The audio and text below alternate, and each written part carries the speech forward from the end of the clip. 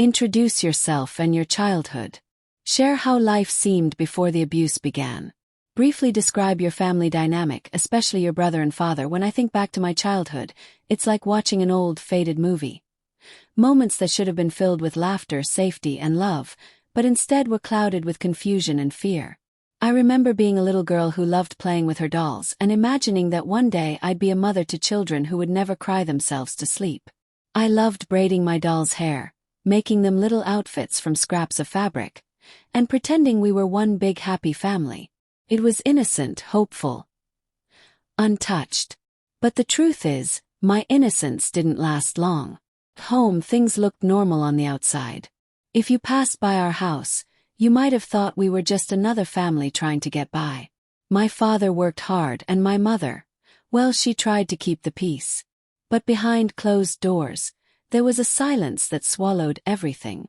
We didn't talk about emotions. We didn't talk about pain. And we definitely didn't talk about what was happening in the shadows of our home.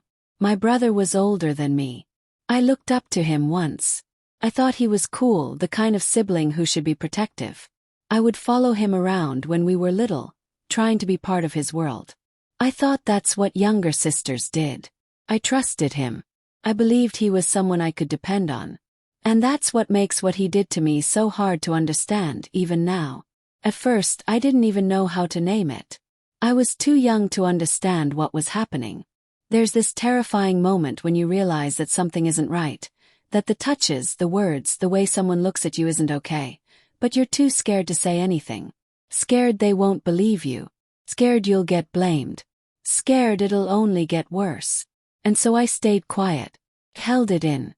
I walked around with this weight on my chest that no child should ever carry. People always talk about how children are resilient. But that word, resilient, doesn't mean unbreakable. I bent and bent and bent under the pressure of keeping such a terrible secret. Every time I tried to act normal, every time I smiled at school or sat at the dinner table pretending nothing was wrong, it chipped away at something inside me. I didn't feel safe anywhere. Not in my room, not in the backyard, not in my own skin. And the worst part was, I felt like I had no one to turn to. I was just a little girl trying to survive in a house that was supposed to be home. Sometimes I wonder if anyone ever noticed. The way I flinched when someone came too close. The way I avoided looking my brother in the eye. The way I became quieter, smaller, more withdrawn. But if they did notice, they didn't say anything. Not a single word. Maybe they didn't want to see. Maybe it was easier to believe that nothing was wrong than to face the awful truth. It's strange how something so horrific can become so normal when it happens again and again. That's what abuse does. It twists reality. It makes you think that maybe you deserved it, that maybe you invited it somehow. I was just a child. But already I was carrying shame that didn't belong to me. Already I was blaming myself for someone else's evil. I would wake up some mornings and pretend to be sick just so I could stay in bed, away from the world. I wanted to disappear. I wanted to melt into the sheets and vanish, because being invisible felt safer than being seen. I remember pressing my pillow over my ears at night, trying to silence the thoughts, trying to stop myself from crying because crying didn't help. Crying didn't change anything. But even in the middle of all that darkness, there were flickers of something else. Hope, maybe, or imagination. I held on to my dreams like lifelines. I imagined a future where I would be loved, where I could be the kind of mother I never had, where no one would ever hurt me again. I think that's what saved me in the end. Not the people around me. Not my family. But the stubborn, fragile belief that one day things would be different. So when people see me now, older, stronger, a grandmother, they don't always realize where I started. They see the silver in my hair, the calm in my voice, and maybe they assume I've had an easy life. But the truth is, every part of who I am was shaped by surviving what no child ever should. I didn't have the childhood I deserved, but I'm still here. And that matters. It wasn't just the act itself that broke me. It was the silence. The silence in our home was so loud, it could swallow you whole. That's the thing about trauma. It doesn't always come with shouting or chaos. Sometimes it hides in quiet hallways, closed doors and fake smiles. Sometimes it lives in the shadows of what people don't say. That's where my pain lived. Hidden, ignored, pretended away. I learned very quickly how to disappear. How to shrink myself to avoid drawing attention. How to read the room before I entered, measuring the air like it might turn dangerous at any second. I became an expert at pretending. Smiling when I needed to. Nodding when I was expected to. Inside, though, I was unraveling. Every time my brother came near, my heart would race. Not with love or comfort, but with dread. I couldn't breathe when he was in the same room. I avoided his eyes. I avoided his footsteps. I avoided myself. You know, when people say, "Why didn't you tell anyone?" They don't understand what it means to be that scared. To be that broken. You freeze. You make excuses in your mind because the truth is just too awful to believe. Maybe he didn't mean it like that, I would tell myself. Maybe if I just stay quiet, it will stop. But it didn't stop. Got worse.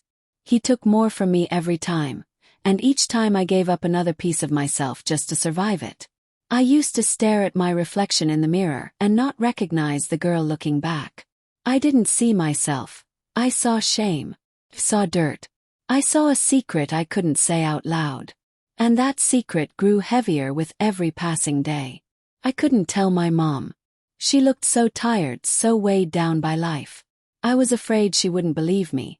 Or worse, that she would believe me but still do nothing. And my father. He was a force all his own. Cold. Unapproachable. Quick to anger. He wasn't someone you went to with soft words and bleeding hearts. He was someone you feared. So I kept it all inside. But carrying that silence eats at you. Turns into other things: anxiety, depression, self-hate. I started to believe I was the problem. That maybe something in me caused it. That I was broken and that's why this kept happening. I didn't know then that so many girls have those same thoughts. That abuse makes you question your worth, your place in the world, your right to even exist. I felt invisible in my own home, yet completely exposed at the same time. I tried to find comfort where I could. In books, in daydreams, in small things that gave me a moment's escape. I'd sit under the tree in our backyard and imagine a different life. A life where I was safe, where someone stood up for me, where I had a big brother who actually protected me. I clung to those dreams because they were the only things no one could take from me. But I couldn't live in fantasy forever. The reality kept pulling me back, harder each time. And then came the worst moment of all. When I realized I was pregnant. I was still a child myself. A scared, wounded girl carrying a truth too big for her little body. I remember sitting on the bathroom floor, staring at the test, unable to move. I didn't cry. I didn't scream. I just sat there, numb, knowing that life as I knew it was over. And yet, I was still expected to go to school. To smile. To act like everything was normal. I was expected to carry on like I wasn't dying inside. That pregnancy became the proof of everything I had tried to hide. There was no pretending anymore. No going back. And still, the silence in my house remained. If anything, it got colder. People averted their eyes. No one asked questions. No one comforted me. I was shamed, not protected. Blamed, not believed. And even in the thick of it, even carrying that child, I was still invisible in the ways that mattered most. The hardest part about abuse isn't just what's done to you. It's what's not done for you. The protection you don't get. The love that doesn't show up. The justice that never comes. And I carried that injustice every day, wearing it like a second skin. It followed me through my teenage years into my adulthood, and still whispers sometimes when the world is too quiet. But back then, in that moment, I didn't have a voice. I didn't have the words. I only had the pain, and the unbearable truth that no one was coming to save me. When I found out I was pregnant, the world didn't stop, it just got heavier. I remember staring at the test in my hand, not really understanding what I was looking at. Felt like the floor dropped out from under me. I was too young, too broken, and too scared to process what it really meant. I didn't cry right away. I didn't scream. I just sat there in silence because silence was all I knew. It was the only language my pain had learned to speak.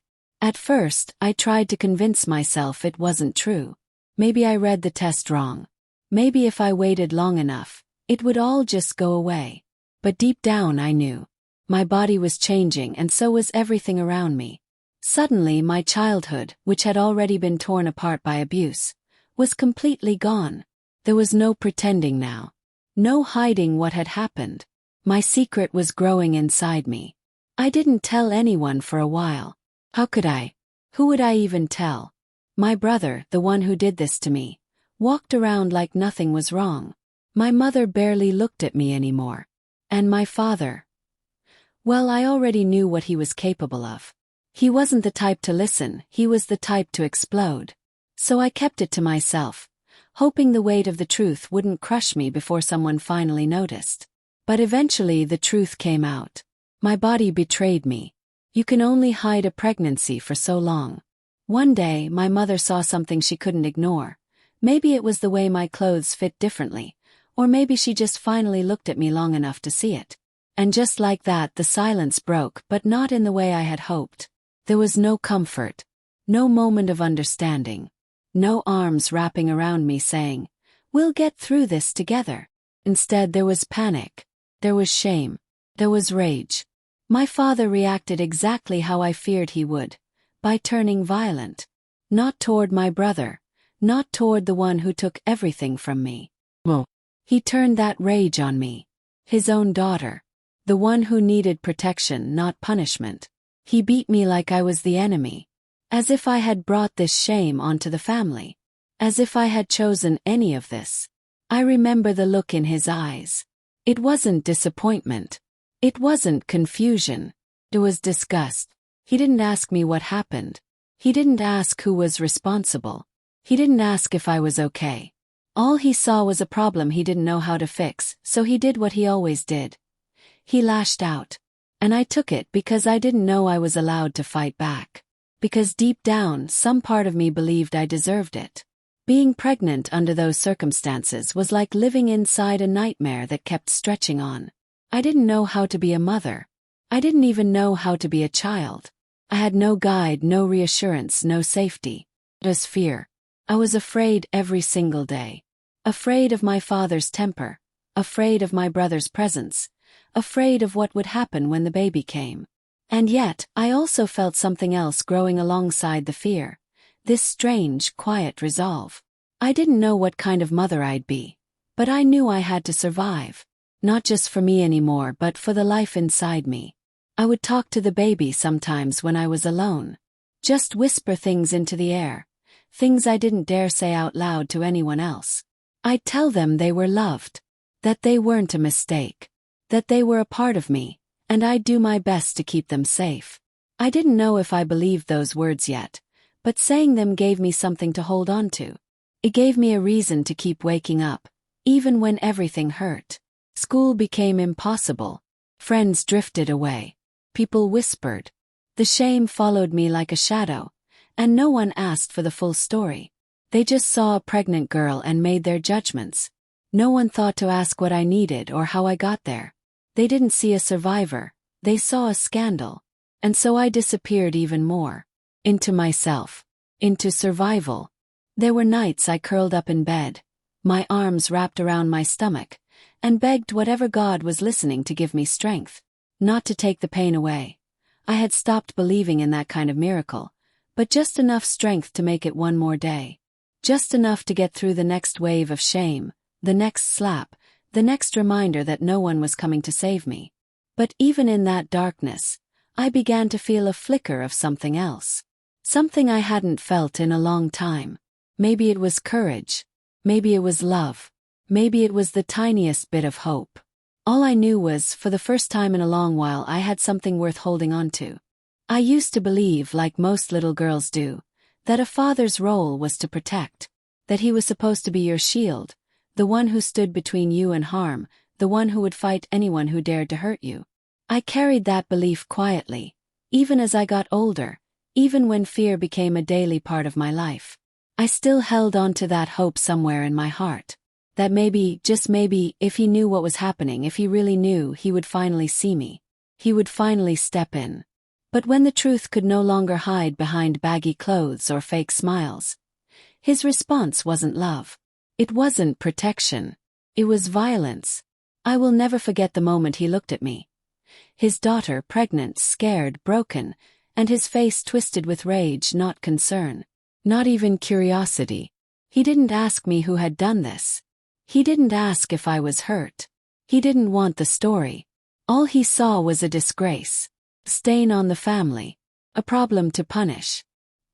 He raised his hand like I was a stranger who had offended him. There was no hesitation. No moment of confusion. Just fury. And I stood there, frozen, too afraid to speak, too used to being hurt to even try to stop it.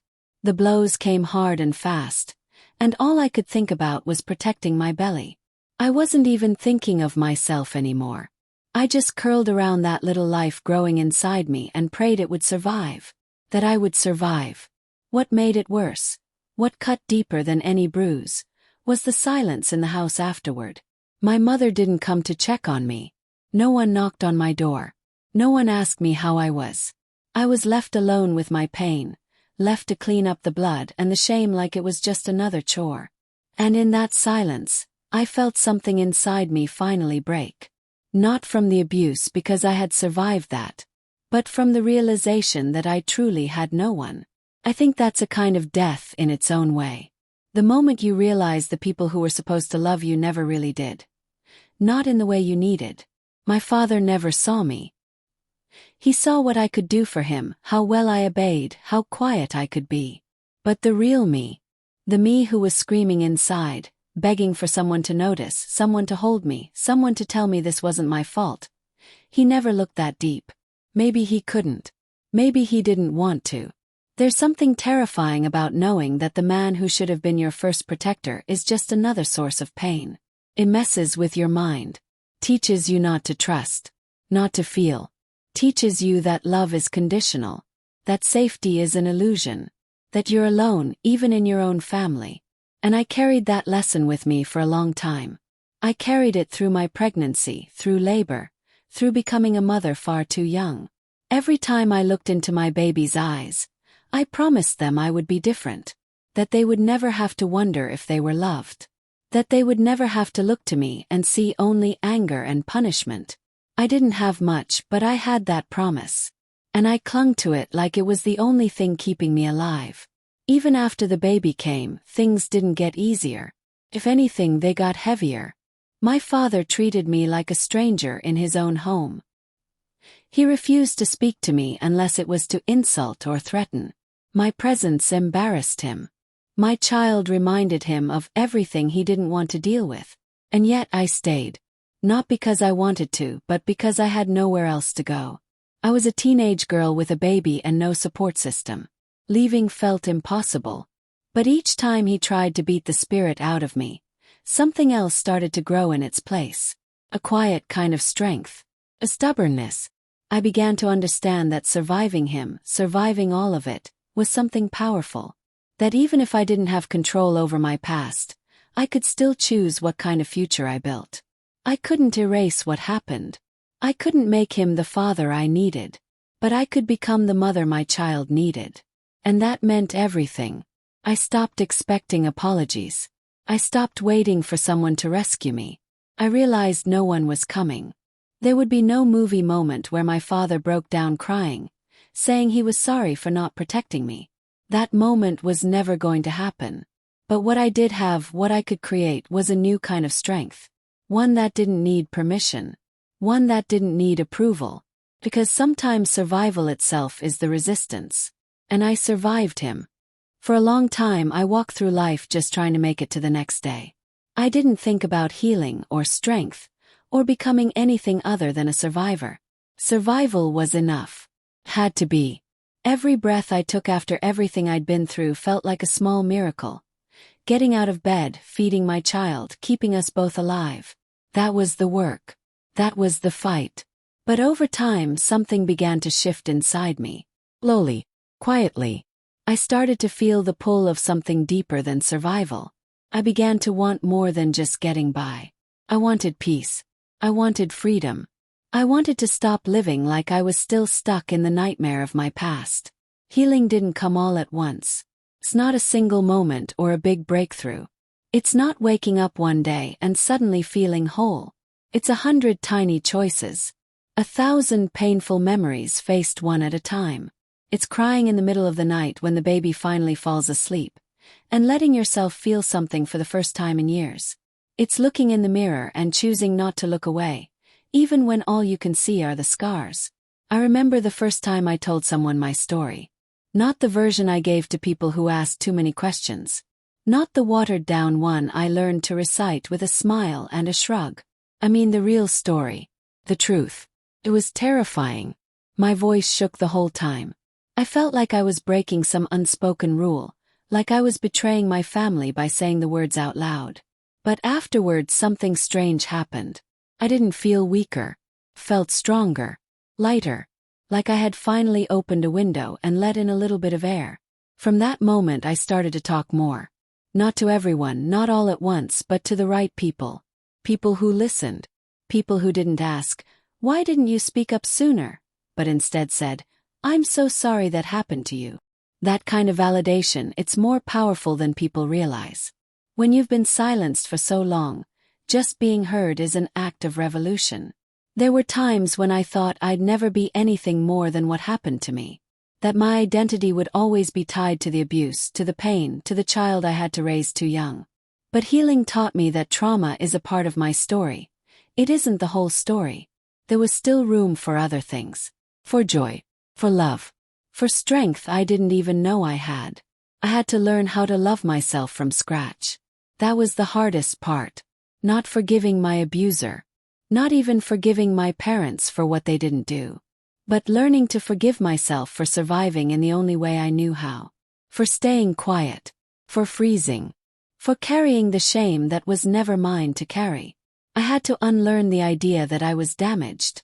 That I was less than. That I was only ever going to be a broken girl with a broken past. I started finding strength in places I never thought to look. In my child's laughter. In moments of silence where I didn't feel fear. In the nights I finally slept without nightmares. Every little bit of progress was hard-won. I had to fight for it. But I did. And in doing so, I discovered a part of myself I thought had died a long time ago. The part that still believed in love. The part that still hoped. Eventually I started helping others tell their stories. Women, girls, even some men who had gone through their own versions of pain and silence. I sat with them, listened, held space. And I realized that healing doesn't just happen in isolation. It happens in community. In being seen. In being believed. In offering others the kind of presence I never had when I needed it most. There were still days when the past felt heavy. I don't pretend otherwise. Healing is not a straight line. But the difference was I no longer felt stuck in it. I wasn't just surviving anymore. I was choosing life. I was choosing growth. I was choosing to be more than what was done to me. And I was choosing to give that same choice to my child. To teach them that pain doesn't get to define us. That strength isn't about what we hide, but what we face. I look at the woman I've become now, and sometimes I can't believe she's me. Not because she's perfect, not because she's healed completely, but because she's still standing. She's still here. And after everything, that is strength. I never imagined that the same story that once brought me shame would one day become a story I'd tell with strength in my voice. For years I ran from it. I buried it deep inside me, thinking that if I never said it out loud, it would somehow lose its power over me. But the truth doesn't disappear in silence. It just grows heavier. And what I've learned is that speaking it, owning it, is what finally loosened its grip on me. There was a time when I couldn't even say the word abuse without flinching. I couldn't admit out loud that my own brother had done something so horrible, or that my father, the man who was supposed to protect me, chose violence instead. I lived in that silence, drowning in it, because I thought my story made me dirty. I thought it made me unlovable. But the moment I started to speak, to name what happened, everything began to shift. What I've realized is that my story is not just mine. It's part of something bigger. It's one voice in a chorus of people who've been hurt, silenced, blamed, and then left to figure it all out alone. And every time I speak, I'm not just telling what happened to me. I'm telling every person who's still living in fear, in shame, in secrecy. You are not alone. You are not crazy. You are not weak. I used to think surviving meant just getting through the day. But surviving, I've come to understand, is only the beginning. Thriving, that's the goal. That's what we deserve. And thriving doesn't mean forgetting. Means growing with the memory. Carrying it, but no longer letting it define your every breath. It means taking back your power and deciding day by day to keep going, even when it's hard, even when it hurts. I chose to share my story not because it's easy, but because it's necessary. Every time I speak, I feel a little freer. Every time I share the truth, I feel less ashamed. And every time someone says, "Me too," I'm reminded why I keep going. There are still too many people hiding, too many people suffering in silence. If my voice can reach even one of them, if it can help one person feel seen, then all the pain I've carried becomes something more than just suffering. Becomes purpose. There were so many years when I thought I had nothing to offer the world. I had been told I was too damaged, too broken. But here's what no one tells you. When you survive something like this, you gain something too. A kind of insight. A kind of empathy. You learn how to sit with pain, yours and others. You learn how to notice things people miss. You learn how to stand tall, even when everything in your past tried to crush you. I used to be afraid of the world knowing the truth about me. But now I understand the truth is my power. Not because it's pretty or comfortable. It's not. But because it's real. And real stories, honest stories, they heal. They open doors. They remind us we're human. That we can hurt and still be worthy. That we can fall and still rise. And rising doesn't mean you never feel broken again. Means you keep rising anyway. With the bruises. With the scars. With the memories. With the pain. You rise because you can. Because you must. Because someone out there is still waiting to see what it looks like to come through something like this and live. My life is far from perfect. There are still days when the past feels too close, when fear creeps back in, when I look at my child and think of everything we survived just to be here. But now there is something else in the room with us. Not fear. Not silence. But strength. Resilience. Truth. We carry it together. This story, my story, was once the thing I thought would ruin me. But now I understand it was the fire that forged me. And I stand here not just as a survivor, not just as a mother, not just as a woman who was hurt and lived to tell it. I stand here as someone who refused to stay quiet, someone who turned pain into power, and silence into a voice that will never be silenced again. And that voice, it belongs to me now.